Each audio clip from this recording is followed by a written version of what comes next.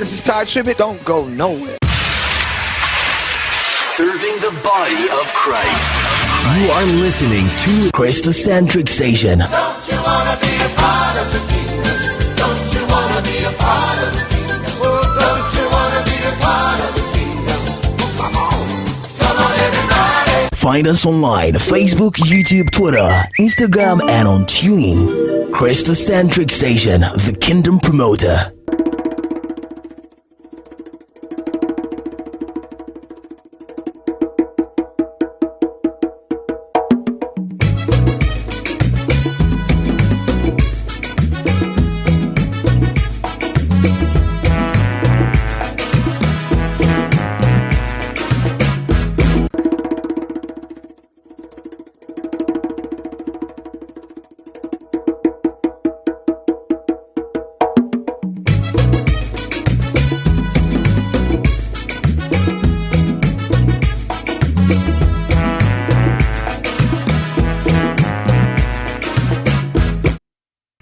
Good day, ladies and gentlemen, and you're welcome to another edition of the Kristocentric News. We're broadcasting live from Accra, Ghana, and I'm your Christian news anchor, YEBOAH Edwin Takyi. Let's head straight into our headlines. Clergymen call for the halt of the National Cathedral construction, and decline in mental health recorded globally. In our first story, clergymen call for the halt of the National Cathedral construction. The founders of Action Chapel International and Perez Chapel International, Archbishop Nicholas Duncan Williams and Bishop Charles Ajinasari, have called for the suspension of the National Cathedral construction. The clergymen, who also serve as trustees on the National Cathedral Board, made this suggestion in a memo. This is in response to accusations of corruption leveled up against the project by several high-ranking men in government and the Ghanaian people. They also called for an independent audit into the project's expenditures, citing that this will provide transparency and put the minds of the people at ease. They further requested that the project be suspended till the state of the economy improves. In the memo, both members cited that a delay in construction does not mean the project will be left abandoned. They added that it will take time but will eventually complete it, and made reference to the National Cathedral of other countries and how it took for them to complete their construction. The request made by both leaders is one Christians should look closely into and learn from. They aim to promote transparency and show the people there is nothing left to hide.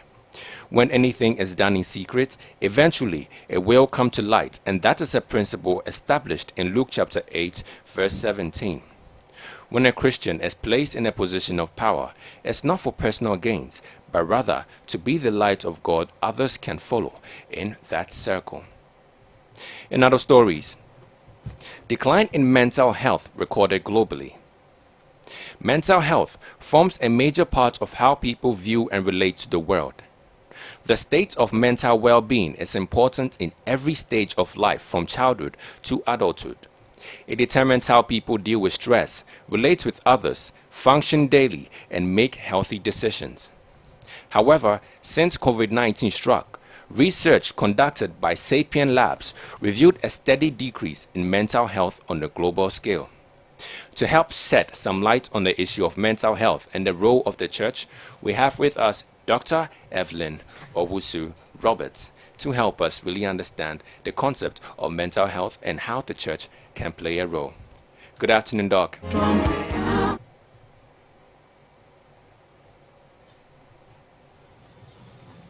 Good afternoon, Doc. Good afternoon. Can you hear me? Yes, loud and clear. How are you doing? I'm great. How are you? I'm perfect. And I just want to say thank you for taking time out of your busy schedule to join us to understand the whole concept of mental health and the role of the church. Thank you. Thank you for having me. So, Doc, I just want to ask, first of all, when people mention the word therapy, most minds actually shift to the mentally insane. Based on your experience and your expertise in the field of clinical psychology, how would you define therapy to the lay Christian? Therapy is basically just a process of seeing a professional who takes you through a process of helping you overcome whatever the stressful situation that you have. Typically, that stressful situation tends to be psychological. Okay, okay. And I did some research from the Duke University, which actually show that in some situations, psychologists actually encourage their patients to engage actively in Christian activities. What role does the church play in improving the mental well-being of its members? It has a huge role to play. Well, first, there's the sermons that you will listen to that helps you and speaks to you and helps you deal with whatever situation it is that you're going through. Then we have the people who make up the church as well. So that community, that support system, and being part of a group, that feeling of belonging, it helps with whatever the stress that everyone may be going through. It helps relieve some psychological symptoms. So, with regards to assessing the mental needs of their members, should the church refer members for professional psychological assistance, and at what point should that be done? So I know that churches tend to have a counseling department, or some elders in the church, or even a pastor himself or herself may be taking members through some counseling.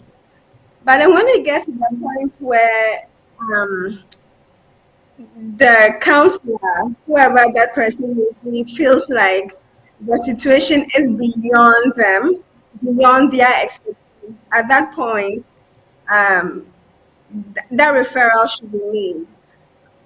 Okay, so you just made a mention of the counselors in the church. I just want to ask, is it advisable for the church to employ trained Christian clinical psychologists among their staff? Yes, I think that would be helpful. Or the counselors in the church may want to undergo that training. I think it would be really helpful because then it can help you decipher what is purely spiritual, what is clinical, or what may be a mixture of both. So, for example, if you have someone who may have some actual psychotic illness, and it is approached through only a spiritual lens, and then the person may also need some clinical, intervention, and that is not given to that individual. That might be a problem. So you might see the problem persist, and then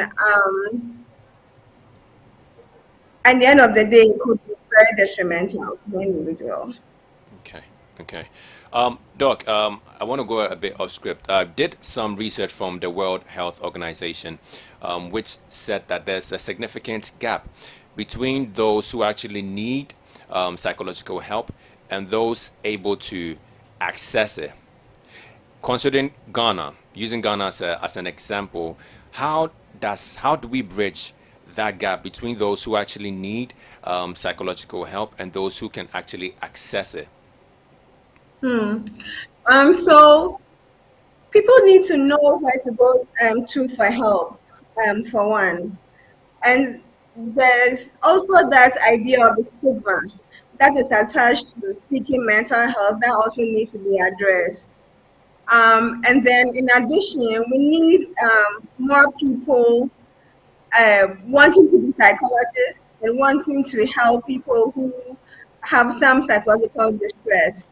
And then, in addition, which is what the Ghana Psychological Council is trying to do now, we need psychologists in every hospital.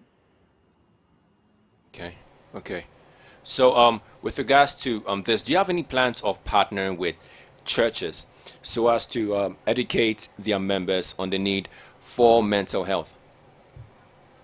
I've done some partnerships actually. Sometimes there have been churches that have reached out, wanting me to talk about whatever psychological issue, maybe the area of focus for them. So that's been something I have done in the past. I foresee doing that in the future. Um, yeah, so that's definitely something that I have done and will continue to do. Okay. Thank you, Doc. Your words have given us a lot to think about with regards to mental health and the role the church can play in improving the mental well-being of their members. Thank you. But before I let you go, is there anything you want to say to our listeners and our viewers? Um, well, I think I always try to stress the importance of seeking help when you do need help. So please, if you are facing some sort of psychological distress, um, don't suffer alone. Reach out to other people, talk to someone. Sometimes there are people who feel like giving up and and they basically want to die because of what they are going through. But if you are in that space, know that it's not really abnormal in a certain sense that you'd want your pain to end. But you don't have to end with your pain. Your pain can end without you having to end. So please talk to someone, please seek help. Um, there can be a better day. Thank you, Doc.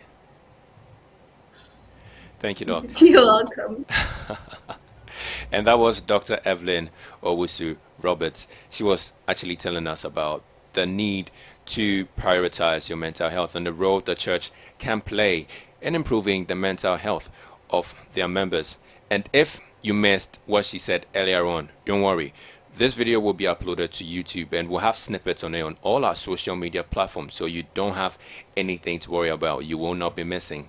But before I actually sign out, you know I can't leave you without the Bible facts. So, did you know that the Bible, and more specifically the church, has historically not always agreed with science, often leading to controversy? However, the Bible, in fact, supports several scientific facts that were not discovered until many centuries later. The first being that the earth is round. While it can be translated differently depending on how you look at it, Isaiah chapter 40 verse 22 in the Bible does describe the world as round or sphere. And that's the end of the Kristocentric news. For more news and sanctified content and to stream us live on air, log on to www.kristocentric.com and like and follow us on all our social media platforms. My name is YEBOAH Edwin Takyi, and I've been your Christian News Anchor. Please enjoy the rest of your day.